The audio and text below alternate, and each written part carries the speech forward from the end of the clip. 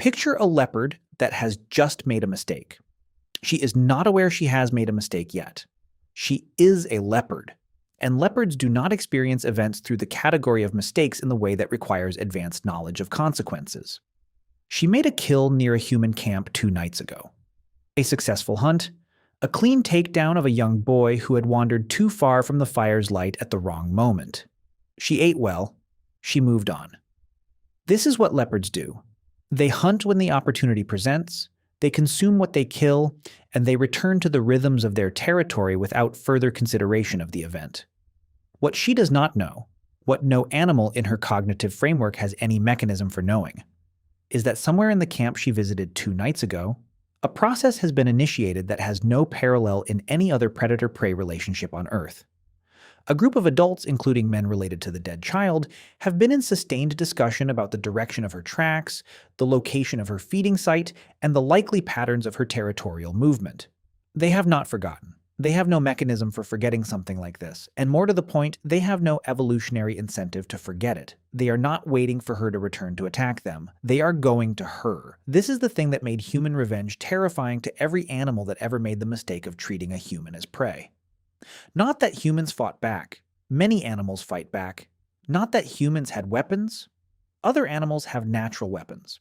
What made human retaliation categorically different, categorically novel, and ultimately categorically devastating to every predator species that shared an environment with the human lineage is that it was temporal. It was separated from the triggering event by hours, days, or weeks of sustained intention, meticulous tracking, and deliberate approach. It arrived from a direction the predator had no reason to expect at a time that had no relationship to the original attack. The leopard is sleeping in a tree approximately 3 kilometers from the camp. She is not thinking about the camp. She is not thinking about anything in particular, in the sense that thinking about things in particular requires a kind of representational cognition that allocates sustained attention to absent events and future scenarios. She is resting, alert at some level to immediate environmental stimuli, essentially at peace. The hunters have been tracking her since before dawn. Start with the foundational cognitive asymmetry at the center of this story, because it explains everything that follows and it is more profound than it initially appears. Animal predation operates in the present. A predator identifies prey, pursues prey, attacks prey, and either succeeds or fails. The entire predatory event occurs within a temporal window defined by the immediate opportunity: the encounter, the pursuit, the contact. When the event ends, it ends. The predator moves on. The prey that escaped moves on. The prey community that observed the attack moves on, with elevated vigilance that gradually decays as the elapsed time from the event increases. This is not a cognitive limitation unique to predators. It is how essentially all animal behavior operates, because the neural machinery for sustained temporal displacement of attention and sustained intention toward future events is exceptionally rare in the animal kingdom. Humans have it, fully, elaborately, and in the form that makes delayed retaliation not just possible, but, under the conditions of human social life, nearly inevitable in response to serious harm. The capacity for episodic memory, remembering events with their temporal, spatial, and contextual details, provides the raw material for revenge by making the original harm retrievable and vividly available to consciousness long after the event has passed. The harm is not simply a reinforced avoidance conditioning, it is a remembered story. Who did what, where, under what circumstances, with what consequences. And the story remains accessible, emotionally potent, and narratively unresolved until something changes its ending. The capacity for mental time travel, projecting the self forward into imagined future scenarios with as much specificity and emotional weight as actual memory, allows the planning of future retaliation with the same cognitive vividness as the memory of the original harm. A human who has been attacked by a predator and survived can mentally rehearse the tracking, approach, and killing of that predator with spatial and temporal detail, refining the plan through repeated simulation before any action is taken. The capacity for sustained intention, maintaining a behavioral goal across days or weeks while performing unrelated activities, without losing the goal through interference from subsequent experiences, is what transforms the episodic memory and mental simulation into actual delayed retaliation rather than simply unresolved emotional distress. Human hunters who set out to track and kill a predator that has harmed their community are holding a goal in working memory, while simultaneously tracking, navigating, communicating with hunting partners, managing fatigue and weather and terrain. A multitasking of behavioral organization that requires working memory architecture qualitatively different from what any other predator possesses.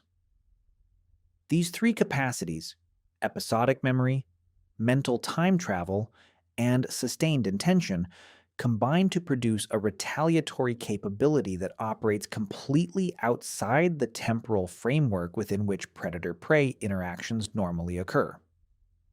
The predator has no behavioral framework for an attack that arrives days after the triggering event, from a direction that requires sustained tracking to reach, executed by animals that the predator did not observe approaching because their approach was managed with the goal of avoiding detection until the moment of attack. The detection avoidance aspect of human retaliation deserves attention because it is one of the dimensions most difficult for animal cognition to model or anticipate. Most predator-predator and prey-predator interactions involve some degree of concealment, but the concealment is typically opportunistic, using available cover, approaching from downwind, moving at times of reduced visibility. Human hunters tracking a predator for revenge engaged in something more systematic, deliberate, sustained management of their own detectability over extended time and space, guided by a model of the target animal's sensory capabilities and behavioral patterns.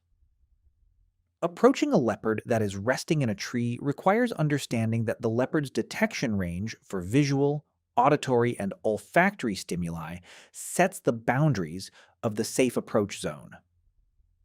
It requires moving at speeds and with techniques appropriate for staying outside those detection boundaries while continuously reducing the distance. It requires anticipating the animal's likely response to detection and positioning the hunting party to cut off flight routes. This is predatory behavior, but it is predatory behavior guided by an explicit cognitive model of the target's detection capabilities. A model that requires theory of mind applied to sensory systems, not just to social intentions.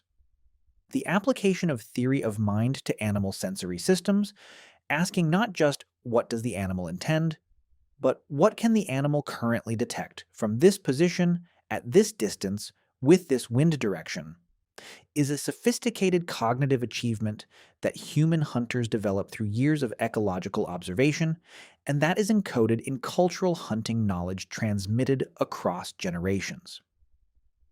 Experienced hunters know that a resting leopard in a tree watches the ground below it, but has a limited field of view directly behind its back.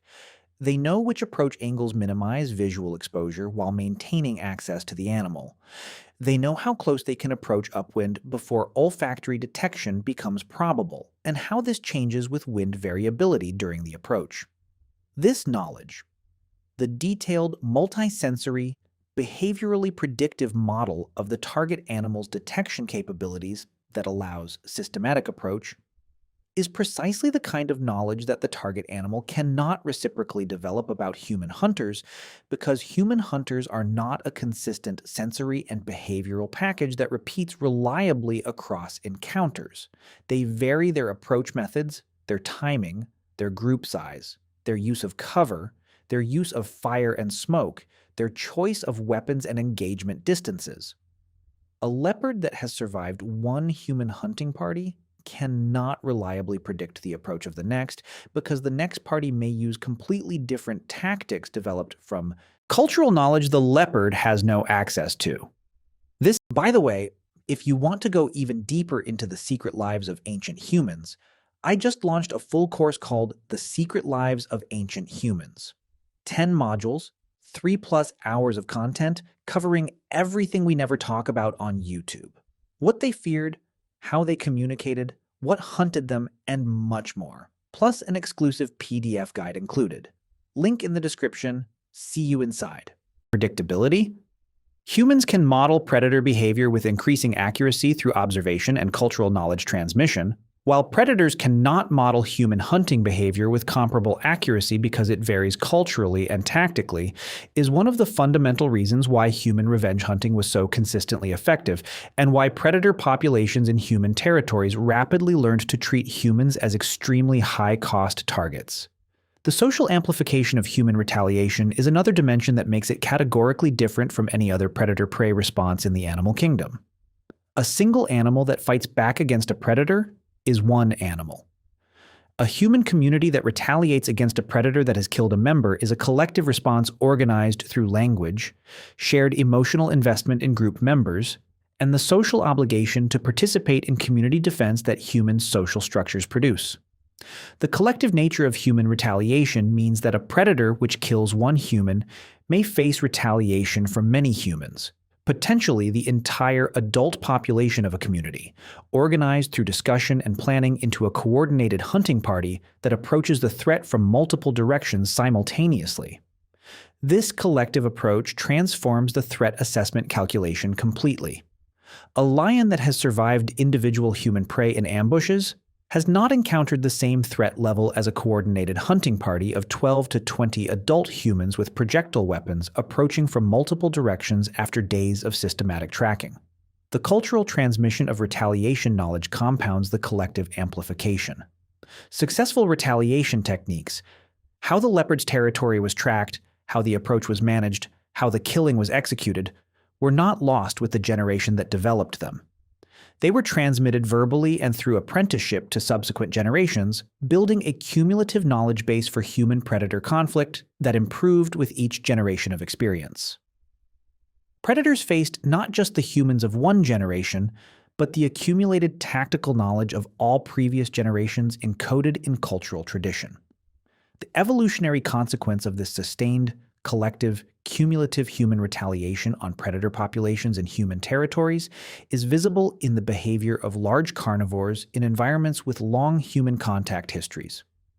African large carnivores, lions, leopards, spotted hyenas, African wild dogs, show behavioral wariness of humans that includes elevated flight distances, avoidance of human-occupied areas during human activity periods, and the behavioral signature of animals that have learned through population-level selection that approaching humans carries high and unpredictable costs. This behavioral wariness is not innate. It is not encoded genetically in the sense of appearing in animals with no human contact experience.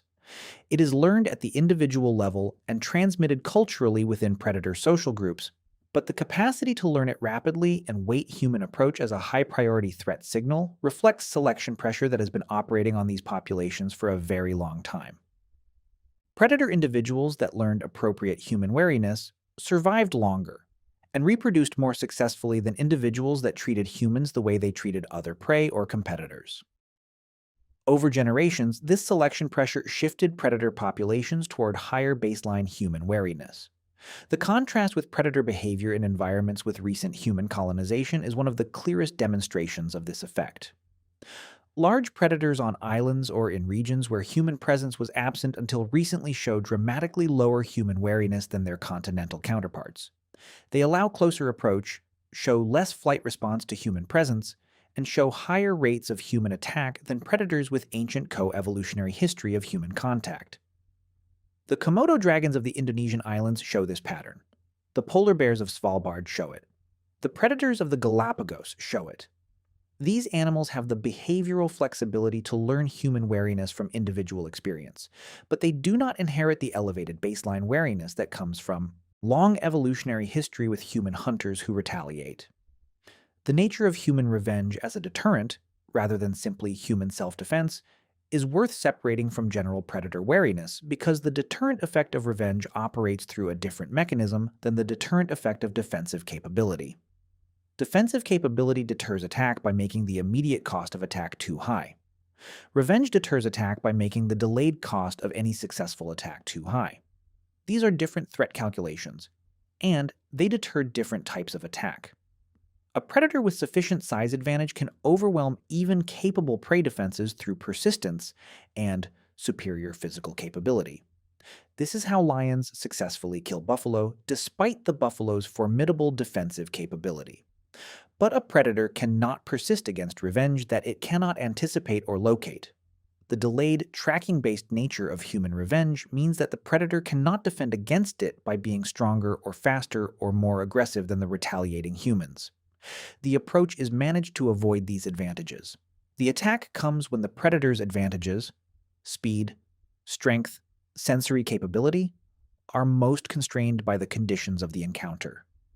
The cases documented in historical and ethnographic records of human communities tracking and killing predators that have killed community members, lion killing traditions among the Maasai, leopard hunting responses among various forest peoples, man-eating tiger hunts across South and Southeast Asia, all show the same pattern of deliberate, sustained, community-organized retaliation that operates outside the temporal framework of immediate predator-prey interaction.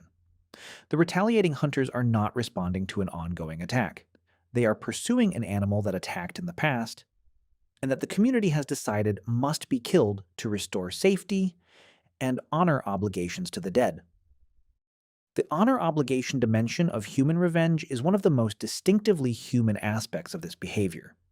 Most animals that fight back against predators do so in service of immediate survival. The immediate imperative to avoid being killed motivates defensive aggression. Human communities that organized hunting expeditions days after a predator kill were not acting from immediate survival imperatives. The attacking animal was gone. The immediate threat had passed. The retaliation was motivated by something more complex, the social obligation to not allow harm to community members to go without response, the communicative function of demonstrating to the broader predator community that attacking humans carries sustained costs, and the cultural and emotional resolution that successful retaliation provided to a community in grief. This social and cultural motivation for revenge, the obligation dimension that extends beyond immediate survival, means that human retaliation was more reliably and more completely executed than pure survival self-interest would produce. A community that retaliated purely from immediate danger signals would only respond when the danger was immediately apparent. Communities with cultural obligations of revenge to the dead would respond even when the immediate danger had substantially diminished, pursuing animals that had retreated to distant territories and making the kill even when it required weeks of sustained effort. This reliability, the near certainty that killing a human would trigger sustained, organized, community-level retaliation, is what made humans such effective deterrents to predation over evolutionary time. Predators whose hunting strategies included a calculation of how likely the prey community was to retaliate faced a different cost structure with human prey than with any other prey. The answer to how likely is this prey community to retaliate and for how long and with what capability was very likely for as long as necessary, and with accumulated tactical capability refined for this type of encounter. The expected cost of hunting humans included the expected cost of the retaliation that would follow, and for most predators in most situations, that expected cost exceeded any plausible expected benefit. The long-term ecological consequence of this cost structure is visible in the distribution of human predation by large carnivores across human contact history. Predators kill humans far less frequently than the physical power differential between large carnivores and individual humans would predict if humans were simply one prey species among others. The relative rarity of successful predation on human groups, as opposed to isolated individuals, elderly or ill individuals, or individuals in unusual circumstances that disable the community retaliation response, reflects the internalized cost model that large carnivores in areas of human contact have developed through population-level selection over thousands of years. The man-eating cases that become historically notable are almost universally cases where unusual circumstances disrupted the normal human retaliation response, or where individual animals had developed pathological behavior patterns. Man-eating lions typically have dental or injury problems that disable their normal prey capture capabilities, making the slower, more accessible human alternative necessary for survival. Man-eating tigers often operate in areas where human presence and density makes tiger retaliation hunting impractical. The exceptions reveal the rule. When the conditions that normally make human retaliation certain and costly are disrupted, predator behavior toward humans shifts toward treating them as viable prey, exactly as the cost-benefit model predicts. The leopard sleeping in the tree 3 kilometers from the camp has no model for what is approaching her. She has no cognitive framework for sustained temporal displacement of predatory intent, no mechanism for understanding that an event 2 nights ago is still generating behavioral consequences in a social species whose retaliation extends well beyond the immediate temporal window of the attack itself. She is a superbly capable predator in every dimension that her evolutionary history has prepared her for. Her evolutionary history did not prepare her for this. The hunters emerge from cover below the tree. At a distance, she has not registered as threatening because their approach managed her detection capabilities systematically. They attack simultaneously from positions that cut off the flight routes a leopard in a tree instinctively uses. The encounter is brief. The outcome is determined less by the physical comparison between leopard and individual human, which would favor the leopard in isolation, than by the combination of coordinated position, projectile weapons at close range, and the tactical preparation of hunters who rehearsed this encounter mentally before executing it physically. The leopard that made a mistake 2 nights ago has now experienced the consequence. The consequence arrived without warning, from a direction that required days of systematic tracking to reach, executed by a coordinated group whose tactics were designed to neutralize her physical advantages. This is what made human revenge terrifying to every animal that shared a landscape with the human lineage. Not the strength, not the speed, not even the weapons, though the weapons mattered enormously. The terror was the patience, the sustained, culturally organized, emotionally motivated patience of a species that does not forget, does not release the obligation of response, and does not stop tracking until the accounting is settled. Every large carnivore in every environment with long human contact history has learned some version of this lesson, encoded in behavioral wariness that looks like fear of humans but is actually something more precise. The accumulated recognition that humans are prey that responds to successful predation with something that operates completely outside the normal predator-prey cost framework. The leopard did not understand what she was dealing with. Most animals made the same mistake exactly once.